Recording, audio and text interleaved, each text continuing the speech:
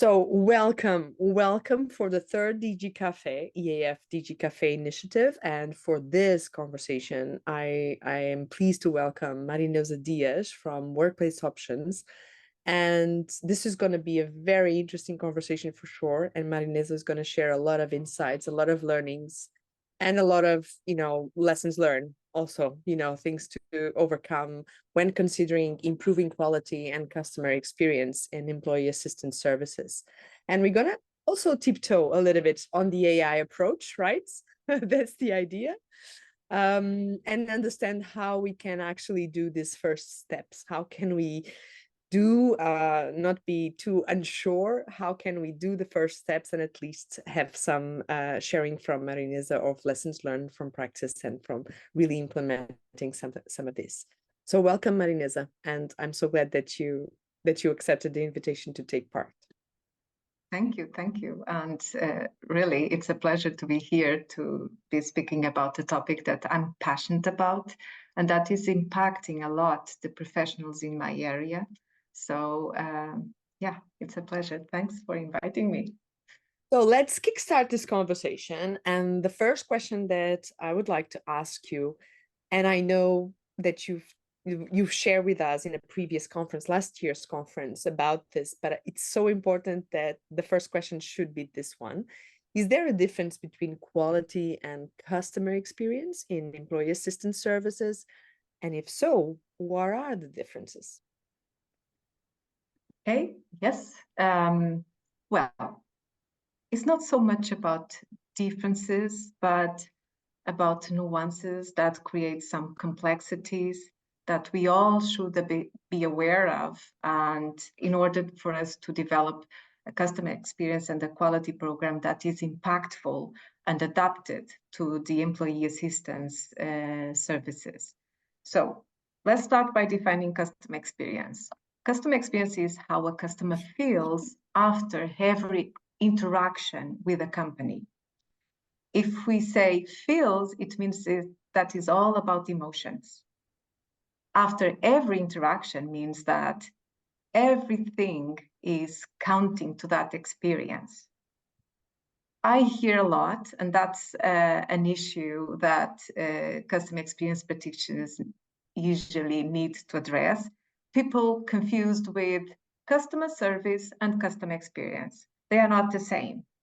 Customer experience is covering the entire journey, and so it includes customer service. Customer service is only a touch point, and within the AP environment is usually performed by the account managers and by any dedicated team that is handling complaints, sales team, not by service delivery. And customer service is functional. So it's the support service for the contract. So customer experience emotional, customer service functional, and now we come to quality. And here is where all those complexities start. So if we were talking about product quality, it would be really easy to define. Any two consumers looking at a product can arrive to the same conclusion that this is good, medium, or low quality because they look at the same characteristics. It's the shape, the color, the function. But when we speak about service quality, there's no factual information. It's all about perceptions. And if we go to clinical quality, it's even worse. It's a very big gray zone in there. That's why sometimes when we get a poor experience, poor low scores in the experience, and we go to analyze the clinical interaction, we may realize that the clinical outcomes are very high because actually the clinician had to say something that the participant didn't want to hear. And that may have created this perception that I had an awful experience with this clinician, but actually the clinician did the right thing. So this is what adds complexity. customer experience is emotional. Clinical services that are the most common services delivered by EAPs are in nature also emotional. We help regulate the emotions of employees, and it's a mixture. So they are interrelated, but we need to be careful when analyzing them. Yeah, thank you so much for the clarification. And I remember in your presentation, also in our previous EAF conference, that this emotional part sometimes is contradictory in EA experiences as a service, right? Because you need to sometimes to confront in a clinical setting, and that creates, of course, negative emotions. And you were so clear about explaining, the role of also negative emotions to self-regulate and to really, improve our, our clinical outcomes in terms of the service. But that enters in conflict with just, a very nice and flowing and positively emotional experience. I know that you're passionate about quality. So you explain how quality actually, combines all this, and how do you actually measure quality nowadays, and also combining that with measuring customer experience. Are there now multiple perspectives that you are already evaluating? Also employee, the employer perspective also. How do you combine all these dimensions, and how do you are now currently assessing quality and customer experience? Very good question. There are two perspectives when we are building a customer experience and quality program within the AP environment. There's the experience of the client, the POC that contracts our services and has a relationship with the account manager, and the perspective of the end users, the employees of those organizations that we usually call participants or members. So considering these two perspectives, we need to identify the metrics of their satisfaction and what they consider valuable for them, because the journey is not the same for them, the touch points is also not the same. For instance, the POC of an organization is valuing a lot his relationship with the account manager of the AP. But for a member, it doesn't matter if we have an account manager. They may not even know the name of the account manager, because for them, what matters is the interaction with a clinician or with a coach when they call to the AP.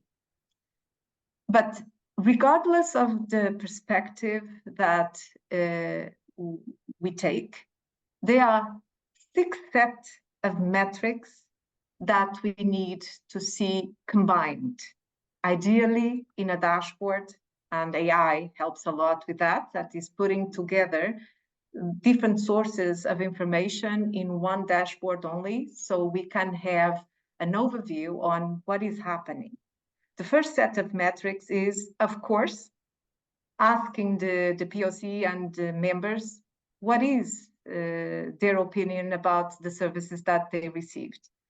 And here we are considering the feedback, satisfaction surveys, complaints. We may consider metrics like CSAT, Net Promoter Score, or customer effort, issue-free rate, that type of metrics.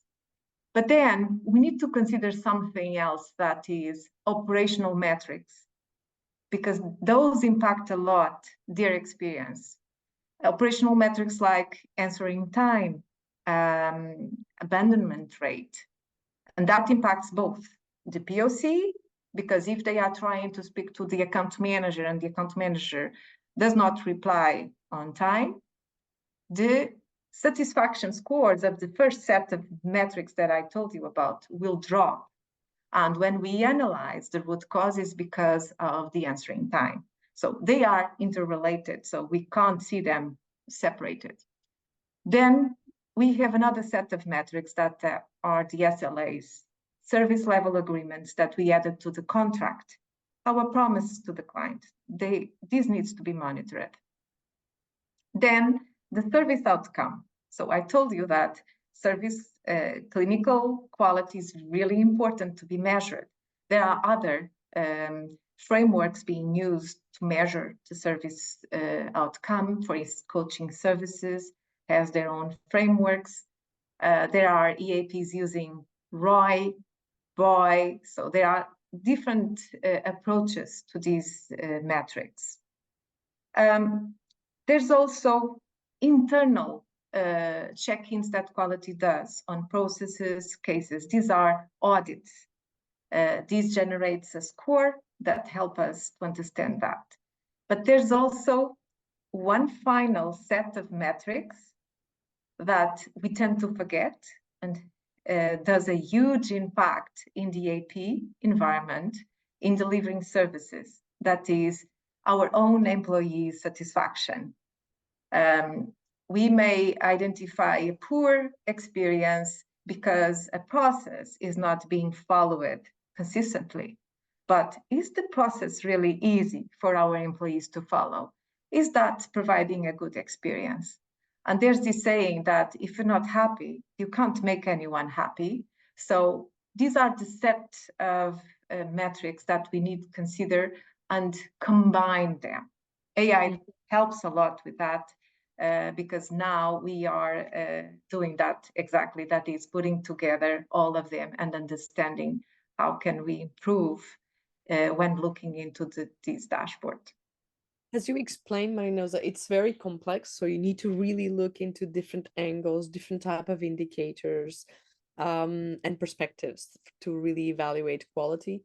And you're saying that AI actually helped with this. So my next question, of course, is how did the AI already changed or transformed any of your process in terms of quality and customer experience? Also, to mention that sometimes, I don't know if you have heard, but it's like a AI now, we talk, it's an overpromise because we still don't know exactly how to use and what are the key use case that we can have. So this is a little bit what AI already changed for your quality and customer experience managers.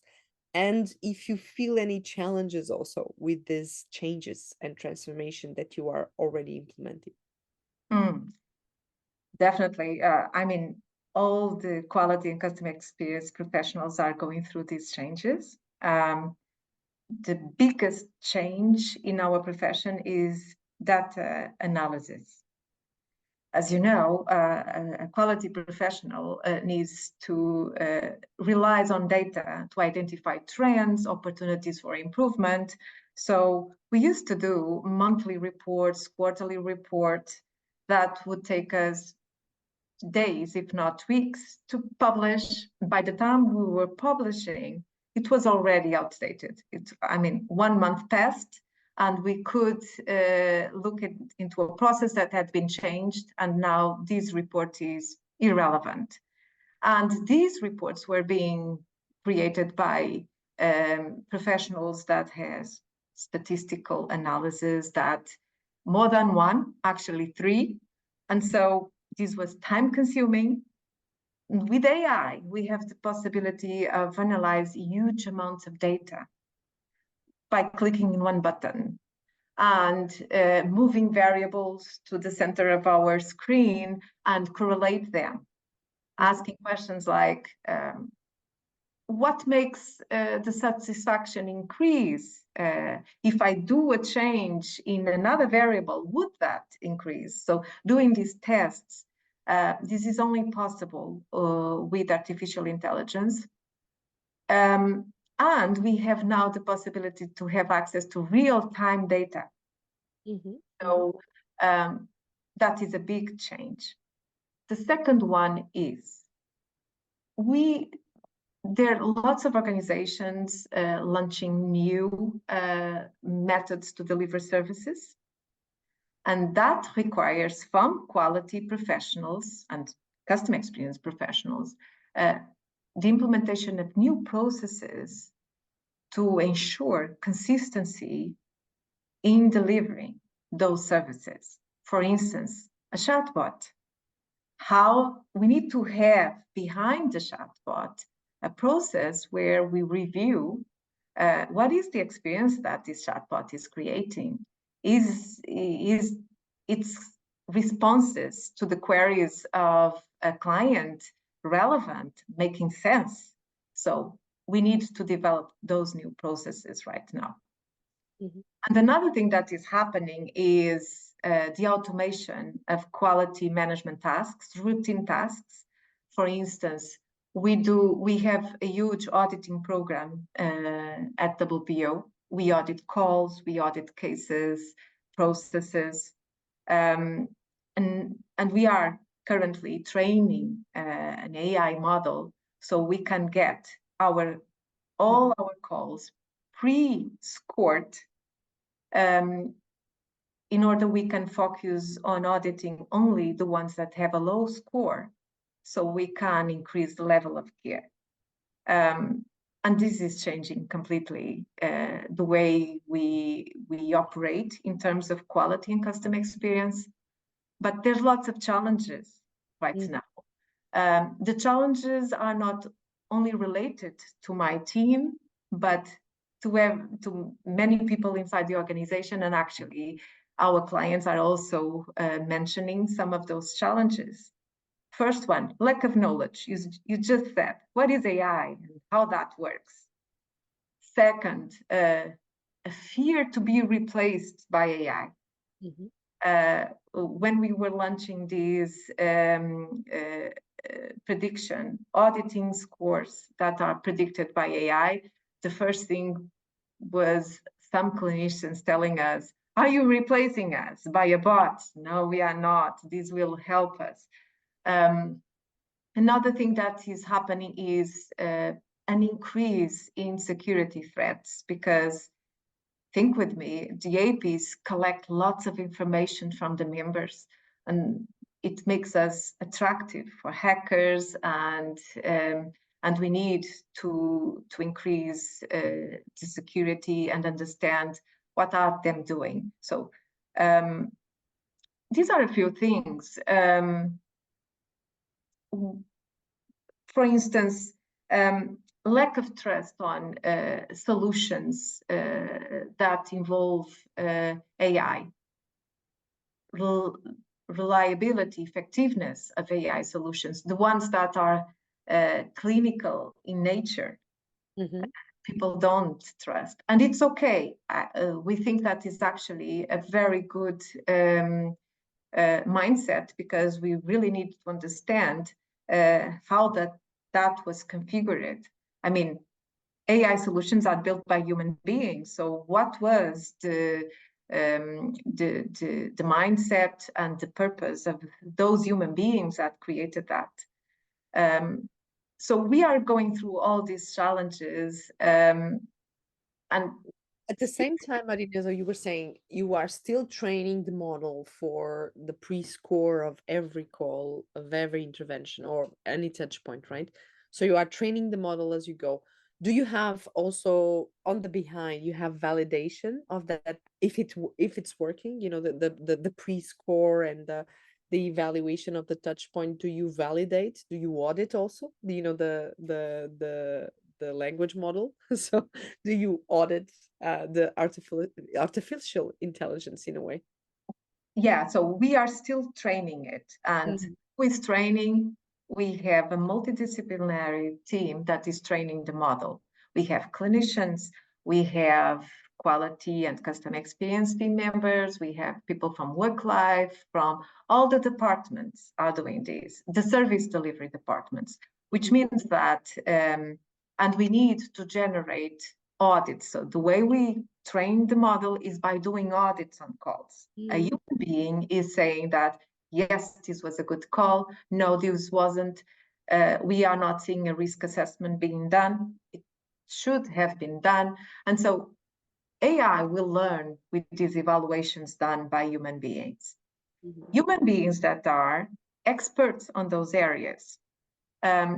When we turn on AI after minimum 1,000 audits, that's what is required to train the model, the AI will start scoring those calls. Still, we have a period to validate that.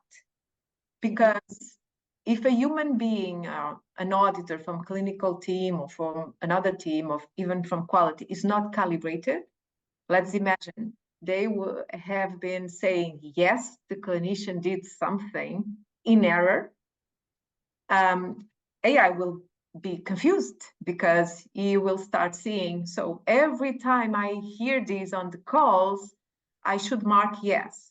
But there are some people marking no. So he will be completely messed up, and the scores may be a little bit far from the margin of error will be higher. So we will have a period to validate that. So we will still focusing on the low scores, and we'll see, okay, let me audit this call. If the variance is higher than 10, we need to re-audit and recalibrate and reteach the model, so to say. So he starts using that new rule instead of the old one that he used. Yes. How do you see, there's a lot of investment from WPO on this, I imagine. You have a very multidisciplinary team, you have a huge investment in this training the model and creating all the infrastructure that you need, in terms to build it.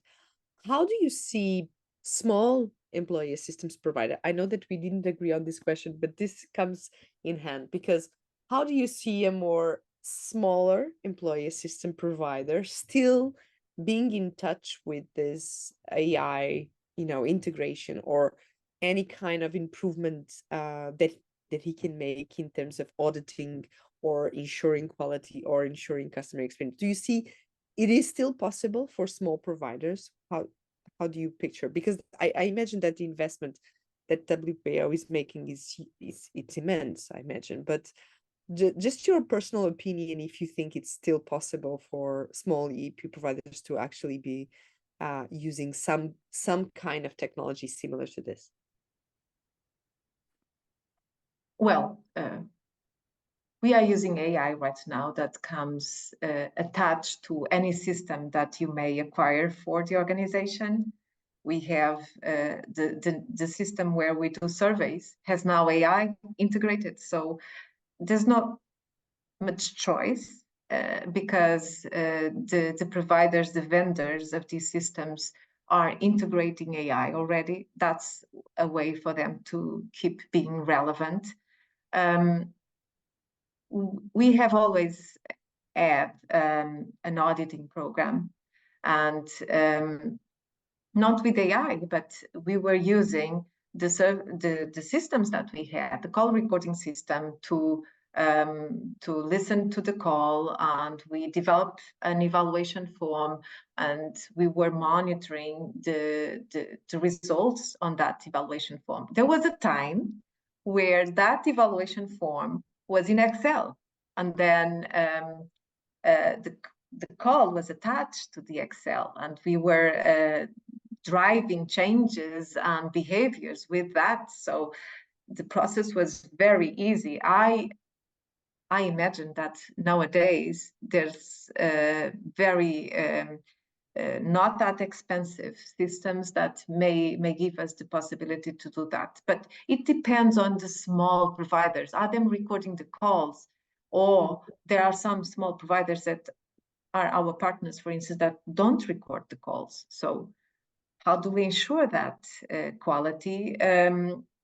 Usually we review cases, but then we are left to be a little bit reactive. That is, if we send a survey and we get a certain explanation on what happened in the call, we may have a discussion with that partner, but he said is not something that is factual that we can listen. I don't know if I'm helping you, but No, but it's a good point. I think, and you mentioned rightly, of course, Microsoft Office now has Microsoft Azure has already AI tools. We have a lot of solutions integrated that already have AI features, even business intelligence software and everything. So you mentioned it right. I think it's a little bit like where the process is right now. How can I improve it, and then start a journey of improving not only the tools and the measurements, but also then to be more proactive, right? To be able to predict more and to be not waiting for a report after 1 month, right? So to be able. Yeah. And let me interrupt you, Lilian. I just remembered something really important that was so insightful when someone told me that in a workshop about AI. It was something like this. The AI solution is as good as your process and as good as the data that you use to configure the solution. So if your process is not good, it's not using AI that it will magically be fixed. Mhm. It will continue to be bad. If the data that you are using to make its configuration is not good, is not clean, again, it will fail. And in clinical settings, you may not even be able to use it. It may not be safe. So stick with me. As long as your process is good, AI will just augment its capacity. If the data is not good, it will continue to be bad. So. Mhm. Well, a process can be bad on Excel or bad with AI, right? Exactly. That's the end conclusion. You can have, if you have a bad process, it doesn't matter what type of tool you're using and if it's very advanced or not. But you were mentioning a lot of challenges also with the implementation of this pre-scoring, and how did the team, particularly the clinical, but not only the clinical, how did you see this challenge within the WPO team? How this introduction change a little bit the behaviors, or did it create a little bit of unsureness, as you were mentioning? How did you manage, the integration and the consequences of using a system, using AI to pre-score calls and to give already some feedback on quality and customer experience? Well, it's not the only thing that we are doing with AI, and actually we decided to address with a series of activities, and we are still running through that. Is not It's a mindset change, so it does not happen overnight. One of the things that we decided to do is always training our staff in the new features that are attached to even to the meetings system that we use. Also, when we launched these AI pre-scoring, we did some trainings to all service delivery. We had to address this fear of being replaced. We had a few summits and town halls and a few messages from the CEO as well to be disseminated and to ensure people that we will not replace anyone by a bot. This is actually to help you to become more humans. So instead of being worried with the process, being process driven, that sometimes they leave the member waiting on the call and spare with me, just give me a moment, and they need to focus on the system.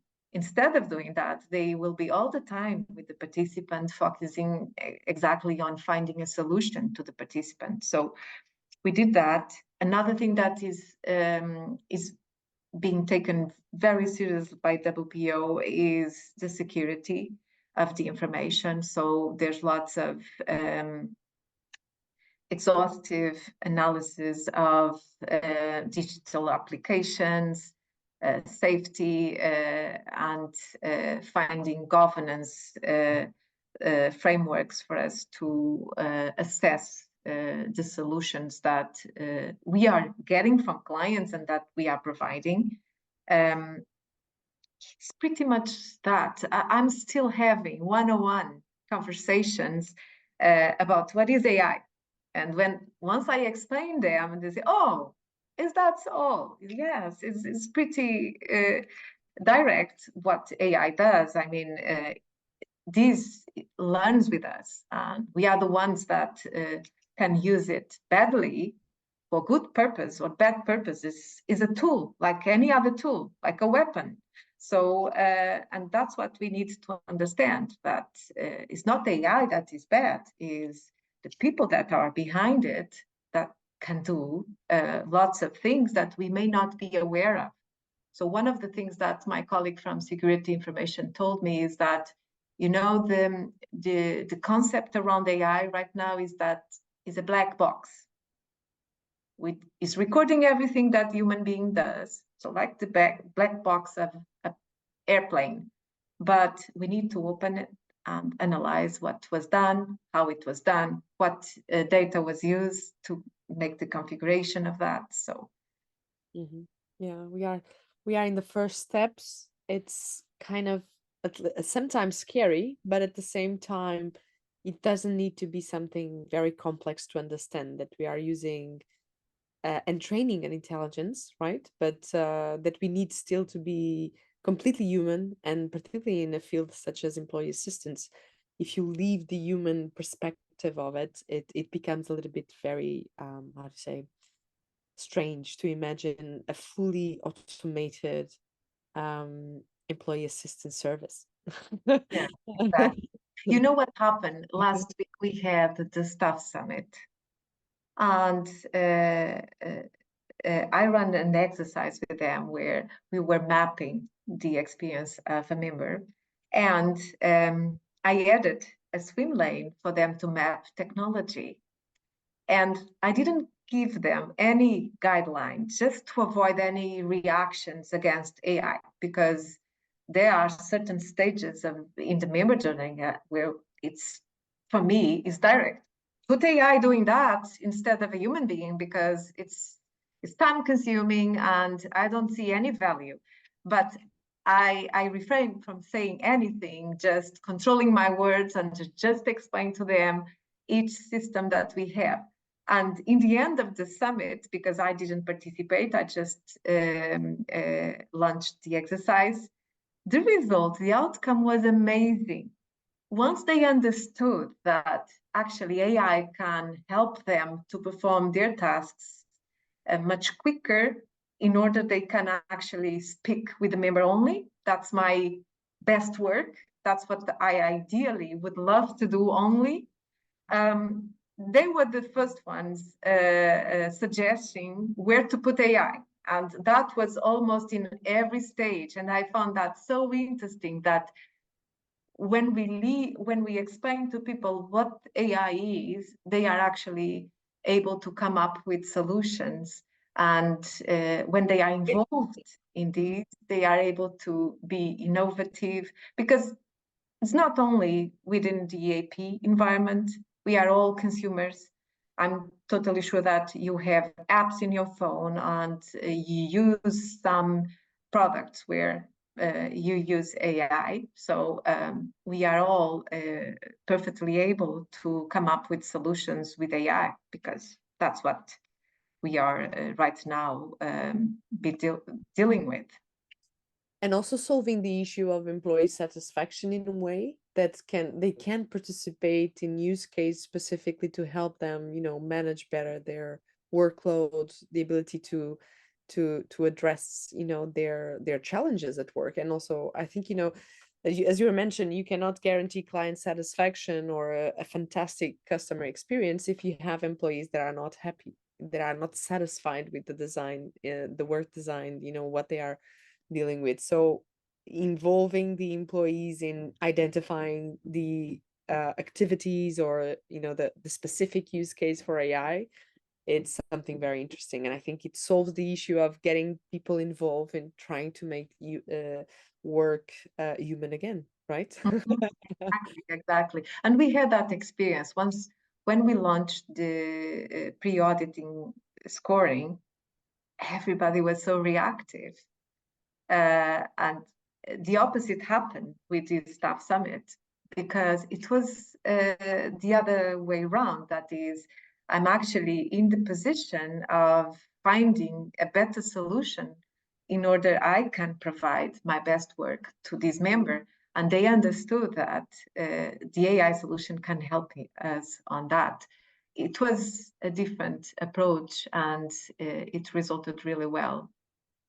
And I remember, I don't know the name of the company, but I know also it's not just AI that is learning from us, that we, for instance, as clinician, we can learn from AI. If we have a good, it's a system that actually nudges the therapist or the clinician into the right questions or into the right clinical pathways in terms of questioning and validating some assumptions. I can't remember the name. I think it's an Israeli company. I'm not sure.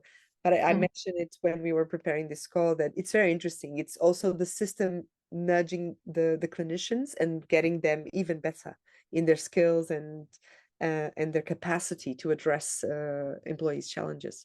Yes, there are some call recording systems that are providing suggestions.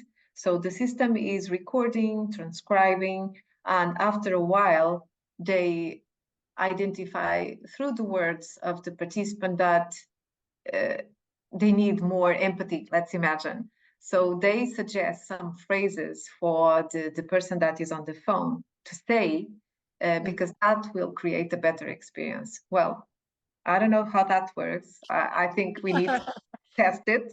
But we were testing some statements said by ChatGPT, for instance, and it's amazing. I mean, it can be a little bit even more empathetic than a human being. So it depends. It needs to learn with the Yes, interaction. I think there was a recent study of using AI, I think in a medical setting, and the AI was much more empathetic as perceived by the the users, right? So they actually perceive the AI as much more empathetic with them on a call than a real doctor, a human doctor.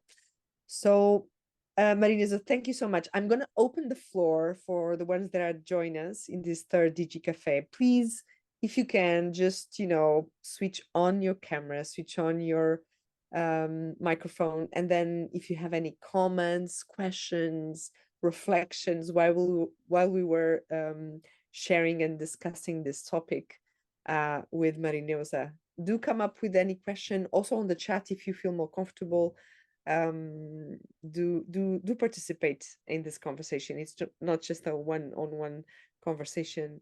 Do join us. So Amina, Patricia, Karsten, Daniel, Sergio, hello. Hi, Liliana. Hi, Marineuza. Hello, Daniel. Would you Thank like you to... for... Yes, go ahead. Yeah, well, I just wanted to... It was definitely interesting input. I mean, I guess we're all grappling at the moment with what's happening in this field. One of the things we, as in our company, I mean, we're not a large EAP provider, but what we are grappling with is I don't see so much the problem also for smaller providers to actually adopt AI, because they can always adopt it through third-party systems.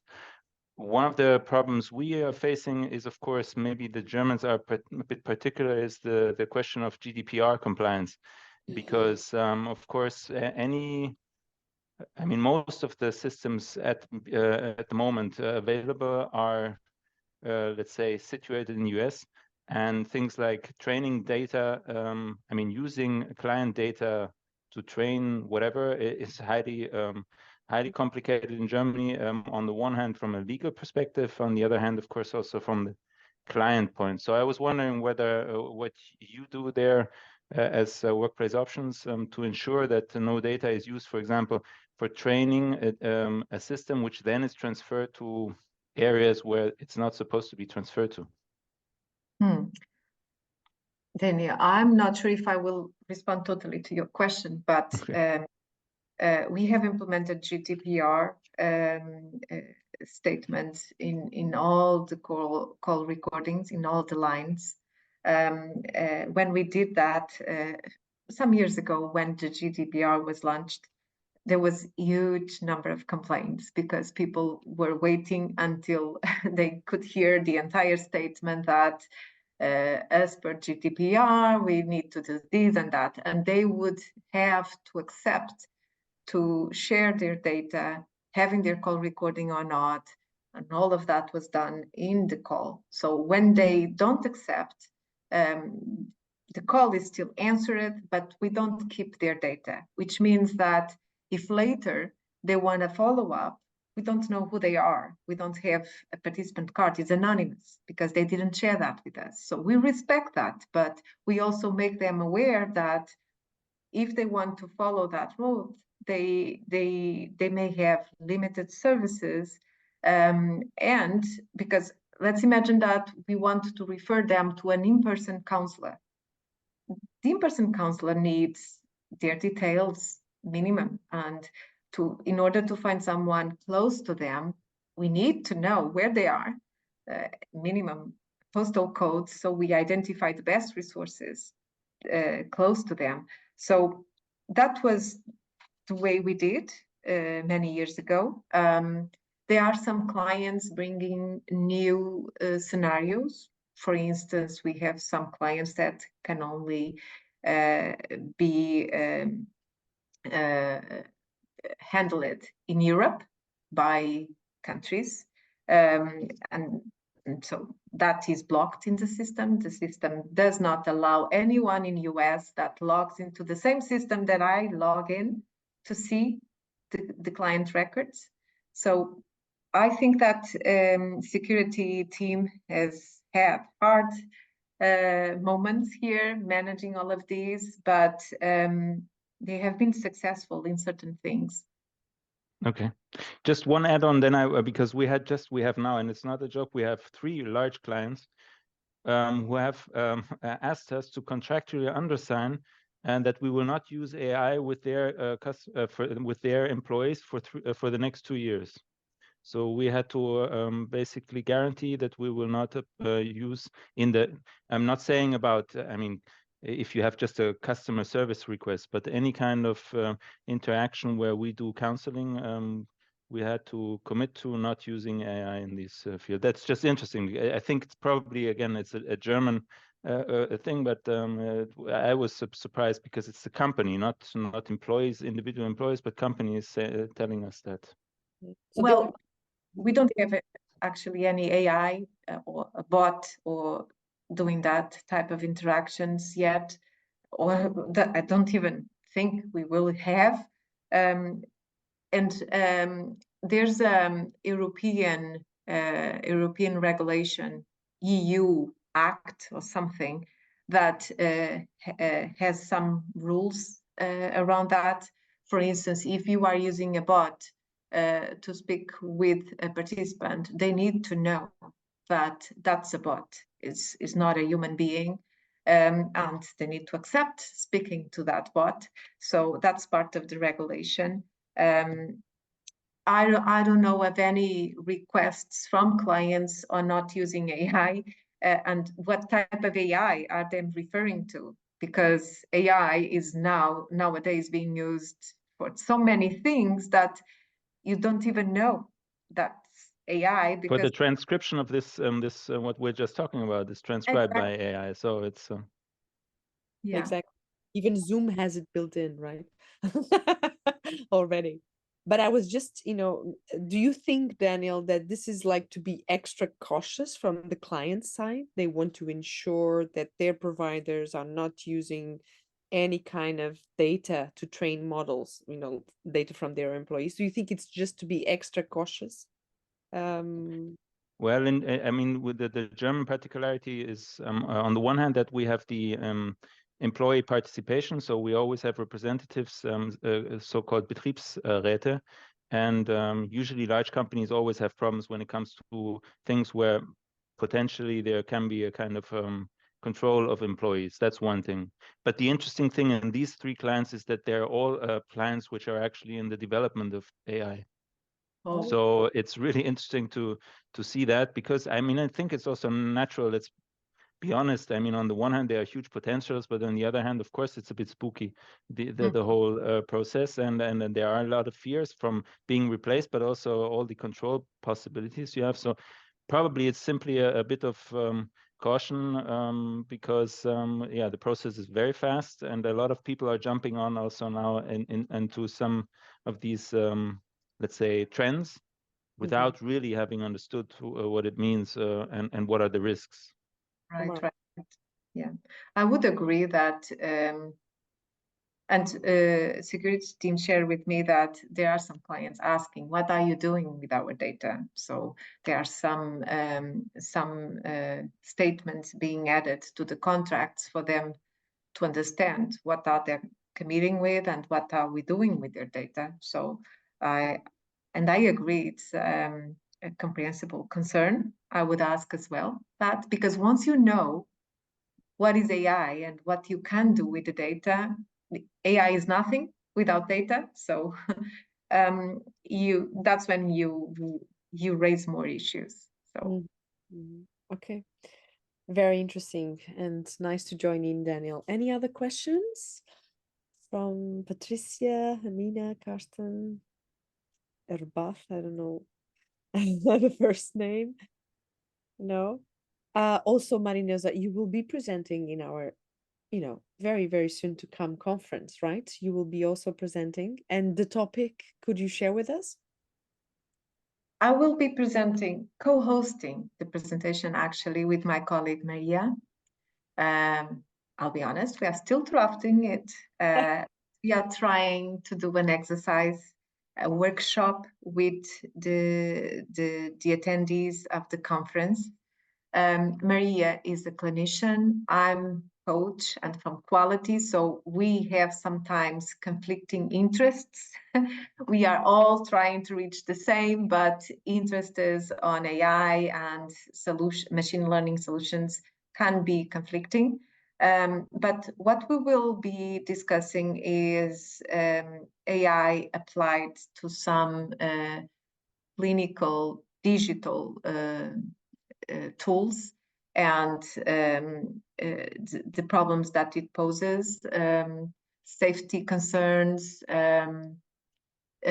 some lack of clinical validation for some of those tools. And we defend that the EAEF should help us more with that. That is, could we actually put some brains working on some assessments and governance framework so it makes it easier for the members to consult and develop some solutions, and also analyzing some solutions, because there's a lot in the market, new applications that we don't know who created these, and not even they are scientific validated, or they not just the technology that they use behind, but also if they are already effective or not, or they are based in any kind of science, evidence-based. So thank you so much, Marineuza, for this time, and really looking forward to your presentation with Maria.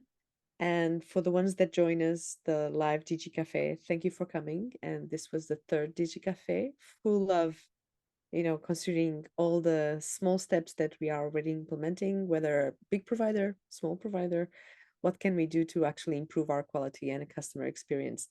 Thank you so much, and see you soon at the conference. It's it was nice. Right? Thank you. It's our next touch point. Hello, Karsten. See you soon. Thanks. Bye-bye.